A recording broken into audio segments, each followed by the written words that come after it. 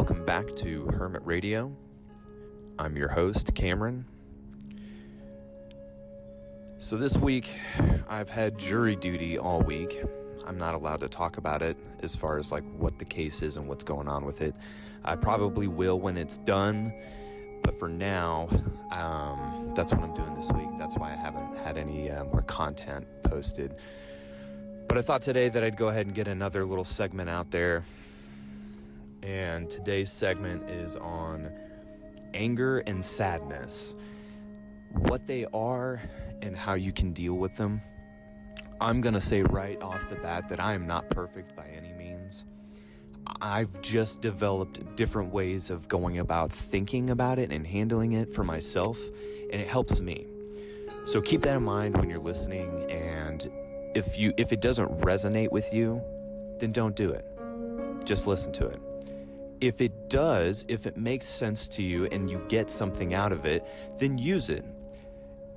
And I'm going to say this at the end of the segment, but I'm going to say it at the beginning as well because it's important.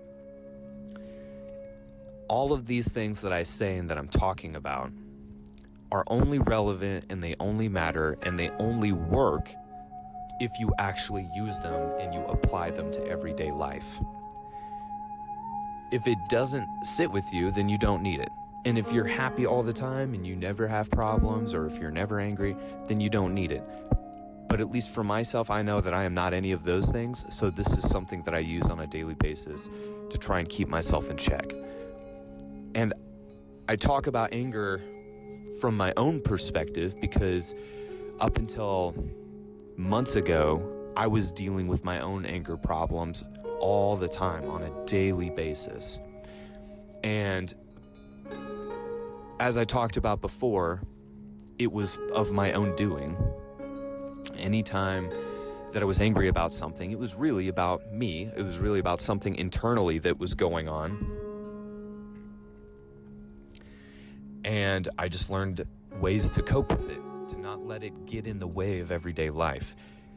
You're never going to go without a day where you're either sad or angry, right? We have long stints where maybe we're happy for, a couple months, and then something happens, could be small, could be dramatic, and then it impacts us. And we dwell on it. I'm not saying that there's anything wrong with that. What I am saying is that at some point, it's okay if you want to let it go, to move on. And some of the things I'm going to talk about might help you do that. The first thing I wanted to bring up was Twitter. I've never really used Twitter. I just made a Twitter account for the podcast so that other people could go get updates for it. But there are some angry people on Twitter. I think everybody listening to this knows what I'm talking about. You can't even open Twitter without seeing a couple things that already trigger you right off the bat. And it's funny that I say this because the other night, my wife and I went to see Adam Conover from the Netflix special Adam Ruins Everything do stand-up comedy. And he talked about Twitter, and he talked about how social media manipulates our thoughts and our attitudes. And it's true. Tell me if I'm wrong, but if you get on Twitter or any social media, there's probably going to be something in there that sets you off right from the get-go. You're already mad. And what I think about when I see that, or when I read comments or read those type of things that are just really negative in general, it's usually people talking about somebody else or another organization, what have you. The next thing I want to talk about is letting it go. And I want to use a story here really quick. Somebody that I know, I'm going to leave names out. We've had a discussion about the same type of topic, being angry.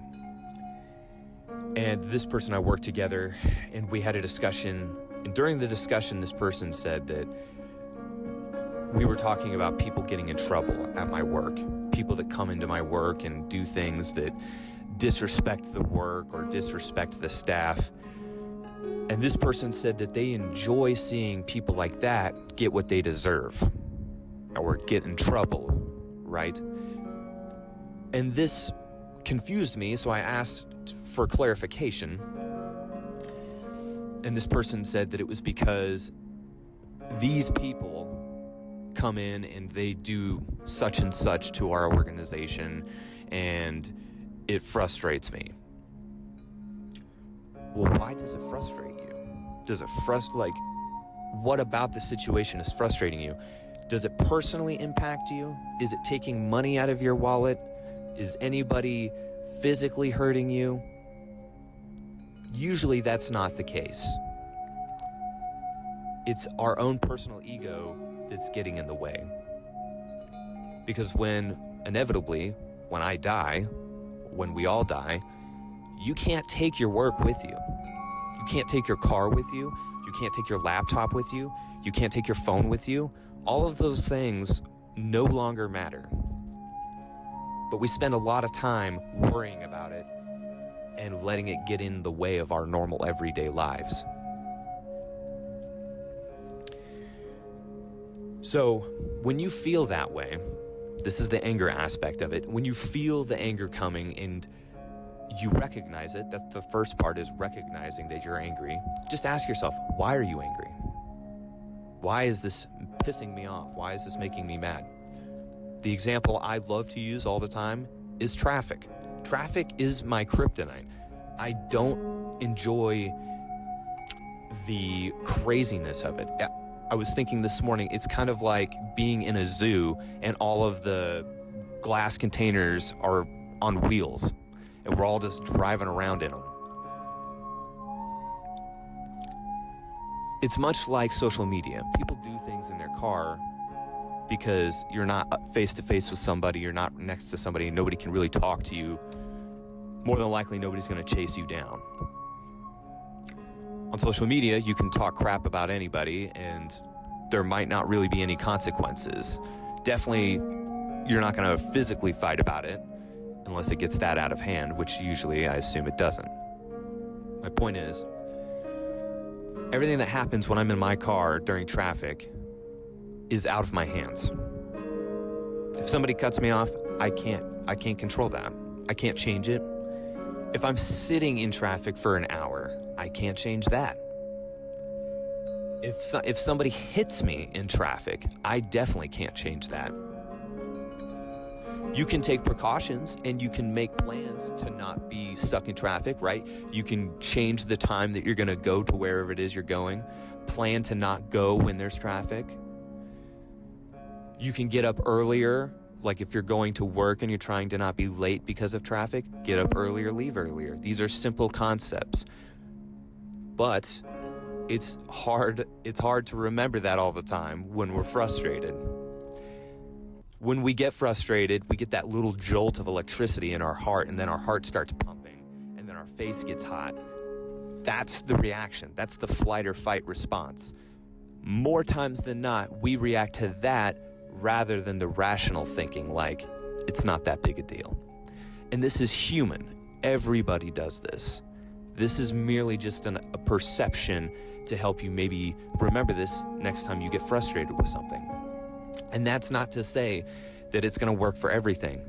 If somebody kills your spouse or your partner, it's probably going to take a lot more energy and a lot more willpower to let that go. I am aware of this. This is just a practice to use on a daily basis to not be so stressed out all the time. And then that goes to the next part, which is sadness. The first thing I want to say about sadness is that it's okay to be sad. We have emotions for a reason. They are tools. They are things that we experience that let you know what's going on is normal. Even being angry is normal. The thing that matters is what you do with it. Do you dwell on it? Do you hang on to it like a weighted vest and let you drag it down, let it drag you down? Or do you see it for what it is, accept it, and let it go? These are the same kind of concepts that are in psychology. When you go to talk to a therapist, they're going to tell you the same things. It just feels better when somebody else tells you that, and then it's, oh, okay, but you already know this. These are simple concepts that we already know. It's just difficult to accept it and use it every day. So, when you're sad, very much like being angry, it's hard to snap out of it. The only thing that you really can do when we're talking about changing and what we can and change and what we can't change, we're talking about free will. We're talking about the choice. You can choose to change the way you feel. You could even say it's false motivation. But if you use that enough, eventually the pattern of whatever you're feeling, whether it's sadness or anger, it will change. Repeated behavior, wanting to get better, you can do it. Finding positives in everything. So, an example of finding the positive, when I'm stuck in traffic, I have more time to listen to music or podcasts. This jury duty that I'm doing, my first thought when I got it was not, oh, bummer, I've got jury duty, or bummer, I've got this or that. My thought was, great, now I have more time to read a book. And I did. I finished a book so far during this process. It did. It gave me more time to read. You can do that in almost every situation. Again, I acknowledge and realize that some situations are vastly different. Losing somebody important to you is never easy. But I'm going to offer you a perspective, and this, again, is not for everybody. But why is it that we feel sad when we lose somebody?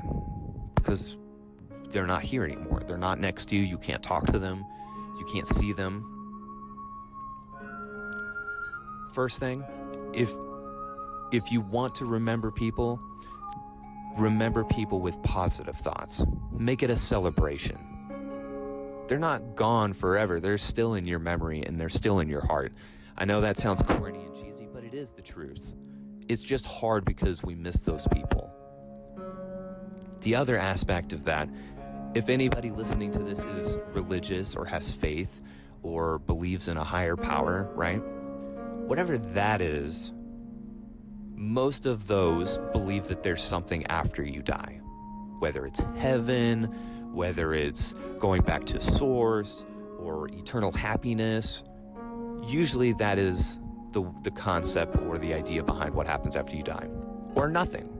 If you believe in nothing, then nothing happens. You can find peace in that. If you believe that people go to heaven, then be grateful that they're going to heaven. They're going to heaven to be happy for eternity. Or if nothing happens, then they're no longer in pain. They no longer have to worry about stress. They no longer have to worry about money.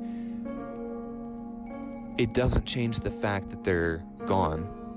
You cannot change that fact. And I'm not telling anybody that you shouldn't be sad or that you shouldn't be angry. I just want to help everybody listening to this have a tool to cope. These are coping methods at the very basic level. And a lot of people, I'm sure listening to this right now, there's something going on in your life or has gone on in your life where you probably needed some tools or you needed somebody to talk to or to give you some perception. And maybe that person wasn't there, or maybe those tools weren't there. At the end of the day, however you want to feel is your choice. That is the free will that you have. You can choose to be happy, you can choose to be sad, and you can choose to be mad. How you deal with it is ultimately what's going to bring you to that level of ultimate happiness that we're all looking for. If you want to be sad, you're going to be sad. If you don't want to get better, you will not get better. But if you really, really want happiness and you want to find that internal happiness, that peace within, this is the first step. It's practice. Nobody gets good at anything without doing practice. Nobody is born doing good at anything. just like anything else. This is what monks do. This is their everyday life, is practicing turn the other cheek, forgiveness. And that doesn't just apply to everybody around you. The most important person you have to forgive is yourself, because you're human. You make mistakes.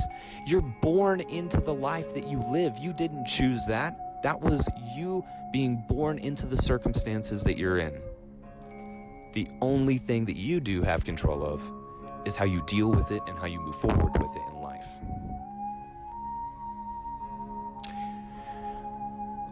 I'm going to go ahead and call that the end for this segment. I hope you guys enjoyed. Thank you very much for all the support that I've seen, all the comments and messages you guys have sent me. I appreciate it. If you have any comments or questions or ideas for the next episode, you can go to Facebook page, Hermit Radio, or on Twitter and Instagram. Still, it'll be under Hermit Radio. I appreciate all of you guys listening to this, and there's going to be more to come next week, so keep tuning in. This is Hermit Radio, and we'll see you next time.